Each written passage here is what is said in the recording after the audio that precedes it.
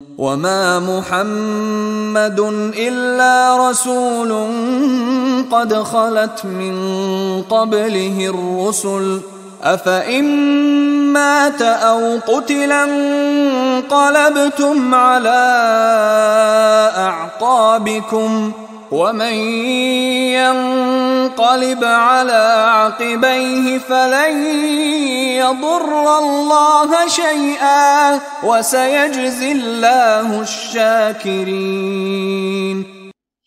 وما محمد الا رسول، اسی میں ایک دفعہ یہ بھی ہو گیا تھا کہ کچھ لوگوں نے یہ کہا کہ جب محمد کا انتقال ہو گیا تو اب کس لیے جنگ کرنی؟ حضرت عمر بھی ہیں ان میں سے۔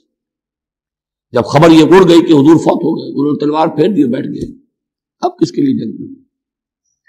تو اس میں کہا گیا کہ یہ تو تمہارا غلط رویہ ہے، گرفت ہو رہی ہے، ہر ایک کے اوپر گرفت ہوگی، پہلی گرفت محمد پر ہو گئی صلی اللہ علیہ وسلم، لیس لک من الامر شیء۔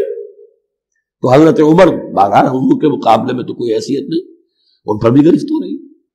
وما محمد الا رسول، اور محمد کچھ نہیں ہے اس کے سوا کہ وہ اللہ کے رسول ہے، وہ معبود تو نہیں ہے۔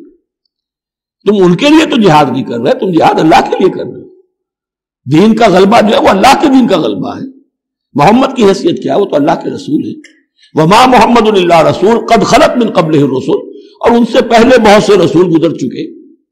افئن مات، تو اگر وہ ان کا انتقال ہو جائے، او قتلا، یا بالفرض وہ قتل ہو جائیں، انقلبتم علی اعقابکم، تو کیا تم اپنی ایڑیوں کے بل لوٹ جاؤ گے؟ یہی تمہارے دین اور ایمان کی حقیقت ہے۔ وَمَن يَنْقَلِبْ عَلَىٰ عَقِبَيْهِ فَلَن يَضُرَّ اللَّهَ شَيْئًا، اور جو کوئی بھی اپنی ایڑیوں کے بل لوٹ جائے گا وہ اللہ کو کوئی نقصان نہیں پہنچائے گا۔ وَسَيَجْزِي اللَّهُ الشَّاكِرِينَ، ہاں اللہ بدلہ دے گا شکر کرنے والوں۔ حضرت عمر چونکہ جذباتی انسان تھے، اس میں کوئی شک نہیں، تقریباً یہی کیفیت حضور کے انتقال پر پھر ہو گئی تھی ان کی۔ تلوار کھینچ کر بیٹھ گئے تھے، جو کہے گا محمد کا انتقال ہو گیا سر اڑا دوں گا اس کو۔ وہ تو پھر حضرت ابو بکر آئے، وہ یار غار، ثانی اسلام و غار و بدر و قبر، وہ آئے ہیں۔ ان کے لیے چونکہ رکاوٹ نہیں تھی، حضرت عمر تو اندر جا نہیں سکتے تھے، حضرت عائشہ کا حجرہ تھا۔